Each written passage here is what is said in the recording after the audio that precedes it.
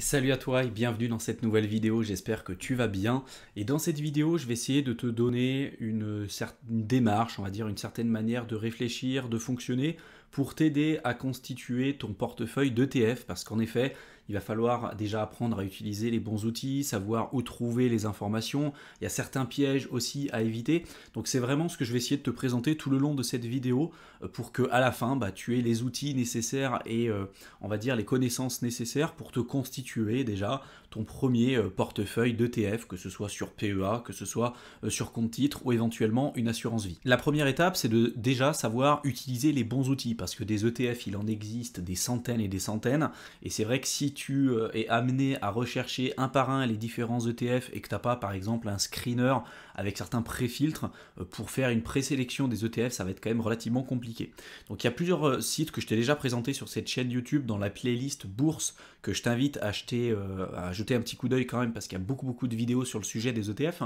Mais en tout cas, il y a deux sites intéressants que tu dois connaître. Le premier, c'est Just ETF et le second, c'est etfdb.com. Ce qu'il faut savoir, c'est que tous les ETF en fait que tu vas retrouver sur le site de Just ETF, c'est des ETF que tu pourras utiliser si tu habites aujourd'hui dans l'Union européenne, parce qu'il y a certains ETF, s'ils ne sont pas par exemple hébergés au sein de l'Union européenne, en tant qu'Européen, tu ne pourras pas investir dessus. Il y a tout un tas de réglementations qui sont quand même assez strictes maintenant au sein de l'Union européenne.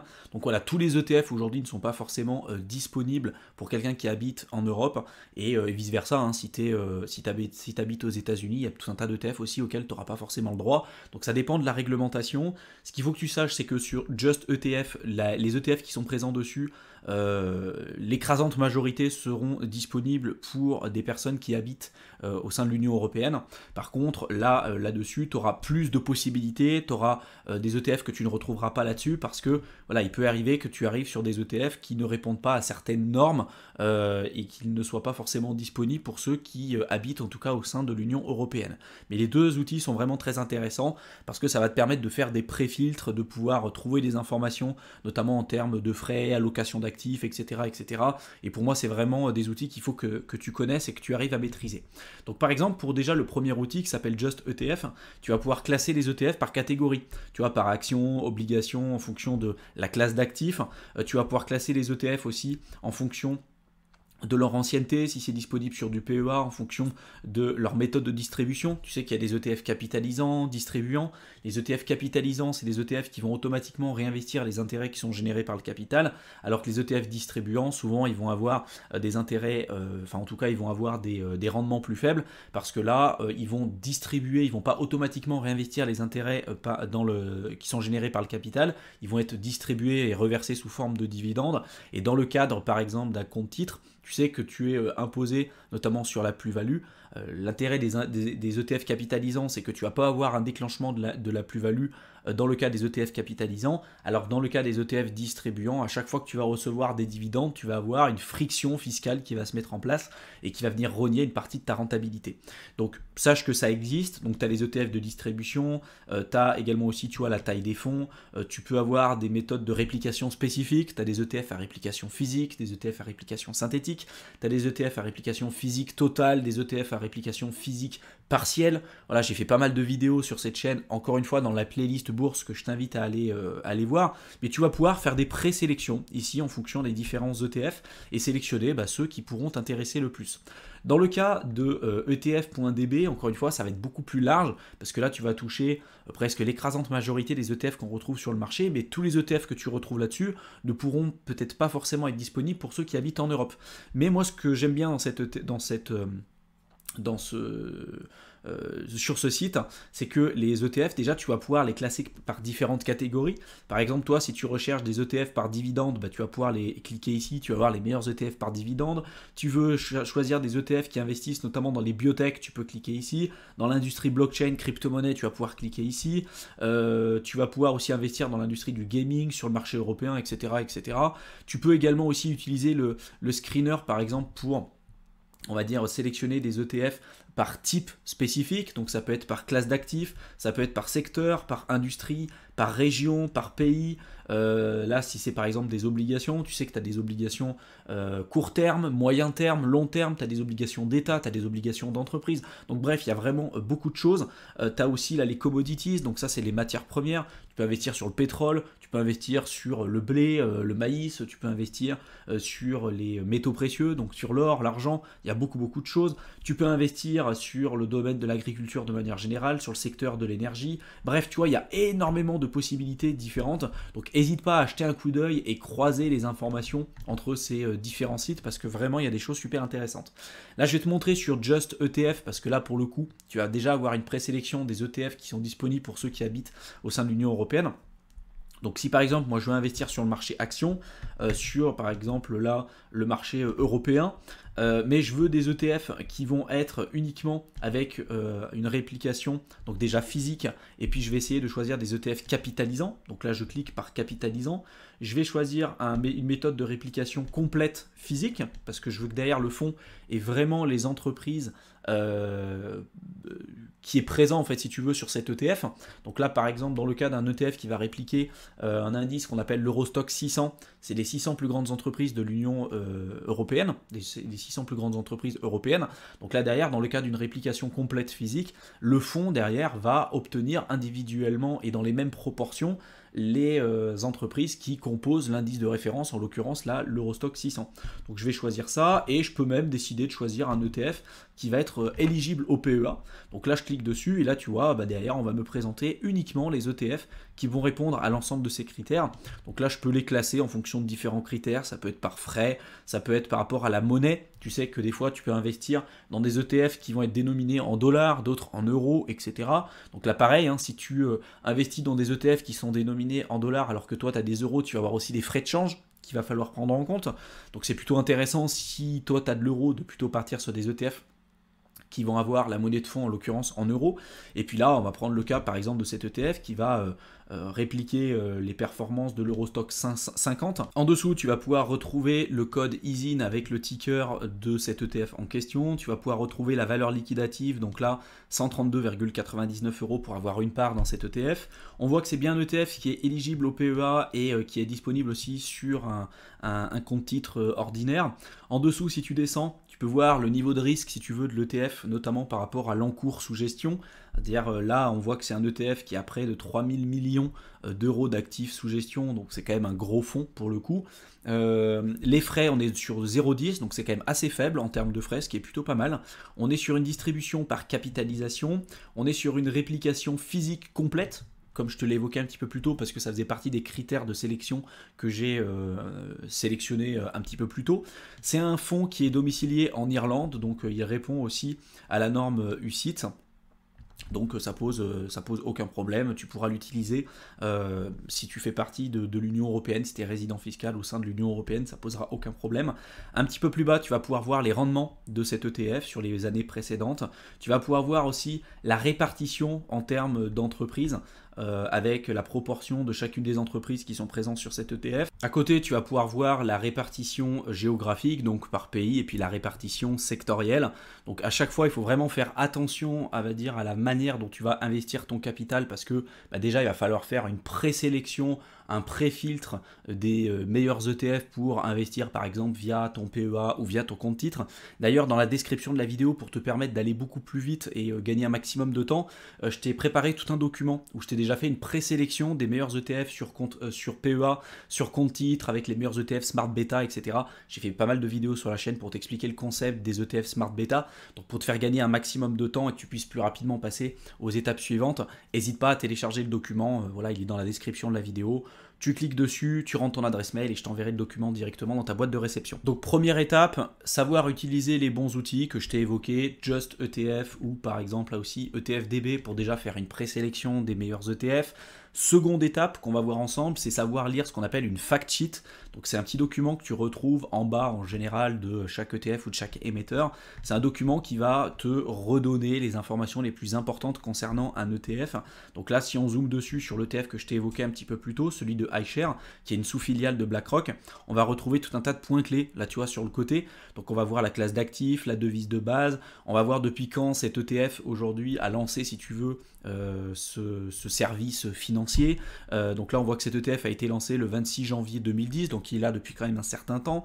Les frais, donc ce qu'on appelle aussi le TER, il est de 0,10%. On voit que il n'y a pas de distribution parce qu'on est plutôt sur un ETF capitalisant. Le fonds il est disponible en Irlande. On est sur une réplication totale physique. Le rebalancement donc pour le rééquilibrage de cet ETF c'est fait de manière trimestrielle, etc., etc. Donc en fait les informations tu pourras les retrouver de manière synthétique ici avec la croissance de l'ETF les précédentes années, avec les performances chaque année, à chaque fois s'il y a des croissances positives, négatives, les principaux titres représentés en portefeuille en termes de pourcentage, et puis après tu vas avoir donc la répartition géographique et la répartition sectorielle. Donc cette fact sheet en fait il faut vraiment que tu apprennes à les lire, à savoir décrypter ce qu'il y a dessus. Avec les dizaines de vidéos que j'ai faites sur cette chaîne, franchement, ça ne devrait pas poser trop de soucis de ton côté. Il faut vraiment que tu arrives à le faire parce que sans ça, en réalité, tu auras des difficultés à choisir les meilleurs ETF, ou en tout cas ceux que tu souhaiterais éventuellement ajouter sur ton PEA ou sur ton compte titre, par exemple. Une fois qu'on a appris à utiliser les bons outils, qu'on sait lire une fact sheet, la troisième étape, c'est de savoir sur quel support d'investissement je décide d'utiliser tout simplement les ETF. C'est pas la même chose d'investir sur un PEA, c'est pas la même chose que d'investir aussi sur un compte titre ou sur une assurance vie. J'ai fait des dizaines de vidéos sur cette chaîne que tu retrouveras encore une fois dans la playlist bourse que je t'invite véritablement à aller voir. Mais voilà, il va déjà falloir savoir dans quel support d'investissement, en tout cas sur quelle enveloppe fiscale tu veux utiliser l'investissement via les ETF. Parce que par exemple, si tu veux investir dans un PEA, l'avantage du PEA c'est qu'au-delà de 5 ans, tu vas être exonéré d'impôt sur le revenu, mais tu devras payer les 17,2% de prélèvements sociaux. Par contre, la contrepartie de ça, c'est que tu dois investir dans des entreprises françaises et ou européennes. Il y a certaines possibilités quand même d'investir par exemple via un ETF qui va répliquer les performances du S&P 500, même dans le cadre d'un PEA, mais c'est des ETF à réplication synthétique, donc j'ai fait pas mal de vidéos aussi pour t'expliquer comment fonctionnaient les ETF à réplication synthétique, mais c'est des cas assez spécifiques. Mais tu vois, il faut quand même connaître tout ça, savoir comment on crée un portefeuille et savoir le support dans lequel on veut placer tout simplement nos ETF, parce que des fois, il arrive qu'il y a certains ETF qui ne sont pas éligibles au PEA et d'autres qui peuvent l'être, donc pareil, ça peut limiter aussi les possibilités de ton investissement. Ensuite, la quatrième étape, ça va être de sélectionner les meilleurs ETF par rapport aux objectifs que je me suis fixés. Et il faut vraiment faire très attention parce qu'un portefeuille va vraiment différer d'une personne à une autre. Le portefeuille que j'ai sur mon compte titre, il y a fort à parier que ce ne sera peut-être pas forcément le même que le tien, pas dans les mêmes proportions, parce qu'on n'a pas tous les mêmes objectifs, on n'a pas tous la même appétence au risque, les mêmes connaissances aussi en termes de marché, on n'a pas tous envie de gérer le portefeuille de la même manière, donc il va falloir faire une présélection en tout cas des meilleurs ETF, en tout cas ceux qui vont répondre le mieux à nos critères d'exigence. Et donc pour ça, je te le rappelle, mais dans la description de la vidéo, il y a déjà tout un pré-listing des meilleurs ETF que j'ai présélectionnés pour toi, à la fois sur PEA, mais également aussi sur compte titre, donc n'hésite pas à le télécharger. Quand tu sélectionnes un ETF, il y a quand même tout un tas de critères sur lesquels il va falloir être vigilant. Par exemple, il va falloir faire attention on va dire, à la qualité de cet ETF, par exemple à l'encours sous gestion. Moi, en général, je n'investis pas dans des ETF qui vont avoir un encours sous gestion qui va être inférieur à 50 millions. Je vais faire attention aussi aux frais de cet ETF, à la répartition de cet ETF en termes géographiques, sectoriels, etc., etc. Parce que l'objectif d'un ETF, c'est d'avoir une certaine aussi diversification et d'avoir une certaine gestion passive. Donc tu vois, il y a tout un tas de critères sur lesquels il va falloir être vigilant. Tu vas avoir aussi le risque de contrepartie parce que ça existe. Dans le cas de l'exemple que je t'ai montré à l'écran, celui de iShares, c'est une sous-filiale de BlackRock. BlackRock qui est le plus gros fonds du monde aujourd'hui. Donc en effet, la possibilité que ce fonds fasse faillite, ça reste quand même relativement faible. Et d'ailleurs, BlackRock, comme la plupart des grosses banques aujourd'hui, qu'on appelle des banques systémiques, entre guillemets, c'est des banques qui sont, ou des fonds qui sont too big to fail. C'est-à-dire si jamais ces banques-là ou ces grosses structures font faillite, il y a des gros risques de contamination dans l'économie mondiale et ça pourrait jouer un rôle, si tu veux, de domino. C'est-à-dire que dès que tu as une grosse banque qui tombe, tu en as encore une autre qui va tomber, etc., etc., etc. D'ailleurs, pour ça que les grosses banques, en tout cas les fonds qu'on appelle too big to fail, dans le cas de la crise des subprimes en 2008, Lehman Brothers, on l'a laissé faire faillite. Mais il y a plein d'autres banques qui étaient à risque systémique, entre guillemets, et qui ont été renflouées par l'État parce que justement elles étaient too big to fail, tu vois. Donc il faut toujours comprendre où est-ce qu'il y a aussi le risque de contrepartie.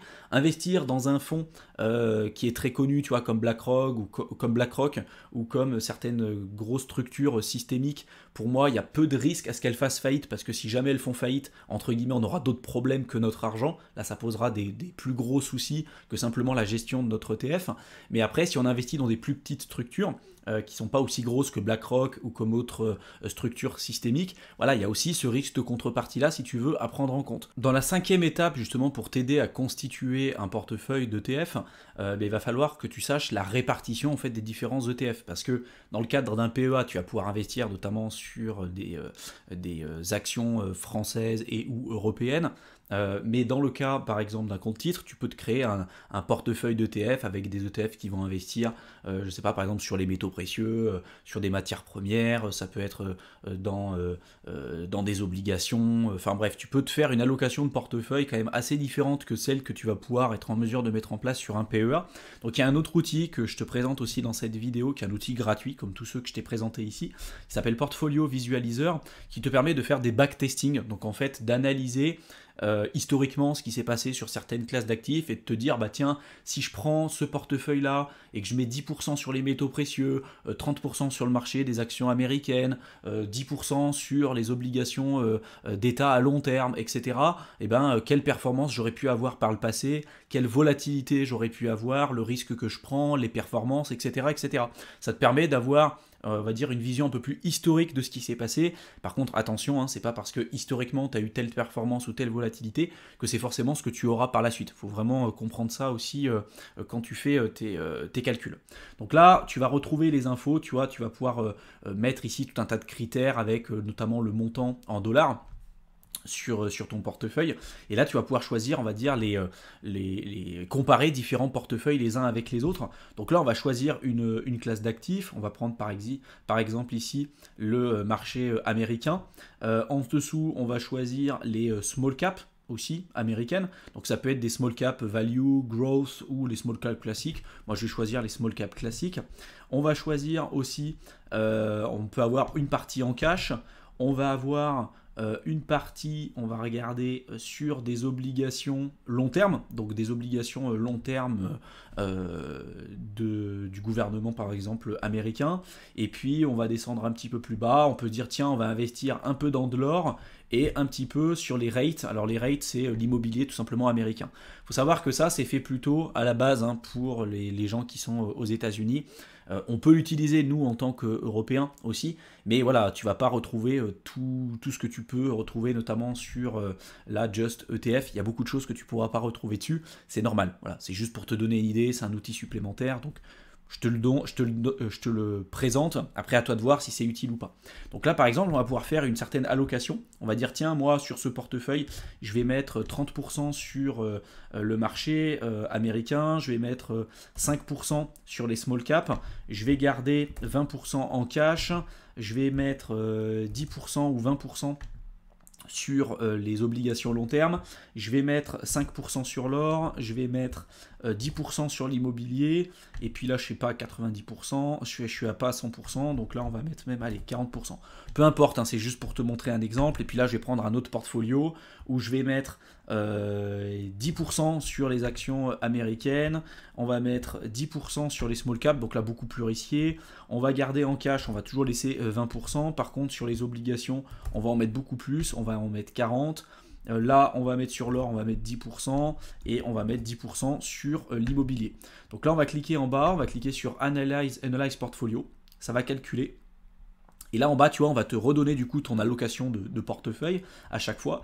Et en bas, on va te donner les performances de ce portefeuille depuis en fait la création et le moment où les données sont disponibles. Parce qu'il arrive quelquefois que tu n'aies pas des datas qui soient présentes. Si tu veux, si tu as un ETF qui a été créé, je sais pas, il y a 5 ans, bon, bah forcément, tu n'auras pas les datas sur les 20 années précédentes. Tu vois, ça c'est normal. Donc là, ce qu'on va pouvoir retrouver, c'est les performances tout simplement de ces différents portefeuilles en fonction du temps. On voit que le portefeuille en bleu a nettement performé plus performer que le portefeuille en rouge parce qu'on a une part d'action qui est nettement plus importante sur le portefeuille numéro 1 que sur le portefeuille numéro 2. On voit que la balance initiale était de 10 000 $ et donc à la fin de cette période-là que j'ai analysée, je me retrouve avec le portefeuille numéro 1 avec presque 85 000 $ contre 62 000 pour le portefeuille numéro 2. Là, tu vas pouvoir voir donc la meilleure année, la plus mauvaise année. Le drawdown, en fait, c'est la volatilité en général moyenne sur le portefeuille. Donc on voit que le portefeuille numéro 2, il a une volatilité plus faible. Par contre, il a eu des rendements plus faibles aussi, donc tu vois, souvent ça va de pair. À côté, tu vas pouvoir retrouver d'autres indicateurs, comme par exemple le ratio de Sharpe, le ratio de Sortino, la corrélation par rapport au marché, etc. Par exemple, pour le cas du ratio de Sharpe, ça permet de comparer le risque et les performances de ton investissement par rapport à un investissement comme étant moins risqué. Et en général, quand tu es sur un ratio de Sharpe entre 0 et 1, c'est pas top, parce que inférieur à 1, ça veut dire que tu prends plus de risques par rapport aux performances que tu es capable de retirer de ton investissement. Quand tu es sur un ratio de Sharpe qui est supérieur à 1, ça veut dire que là, pour le coup, les risques que tu prends en investissant sur ce portefeuille ou sur cette classe d'actifs, les performances permettent de justifier le risque que tu prends en investissant sur ce portefeuille ou sur cette classe d'actifs. Donc souvent, on va considérer que c'est intéressant d'investir sur un portefeuille qui va avoir un ratio de Sharpe qui va être supérieur à 1. En deçà, c'est pas forcément ce qu'il y a de plus intéressant. Bon, là, c'est plutôt pour des profils avancés, mais voilà, ça te permet vraiment d'avoir des données, des datas pour t'aider à constituer ton portefeuille. Après, voilà, il faut faire le travail. Je ne pourrais pas faire le travail à ta place. Donc, n'hésite pas à utiliser ces différents outils. Tu retrouveras tous les liens dans la description de la vidéo. N'hésite pas à télécharger le document où je t'ai fait tout un pré-tri des meilleurs ETF sur PEA, sur compte titre. Je t'ai même fait une présélection des meilleurs ETF Smart Beta. Donc voilà, vraiment, n'hésite pas à le télécharger. Le lien est dans la description de la vidéo. Je te souhaite une excellente fin de soirée et je te retrouve dans une prochaine vidéo. À bientôt.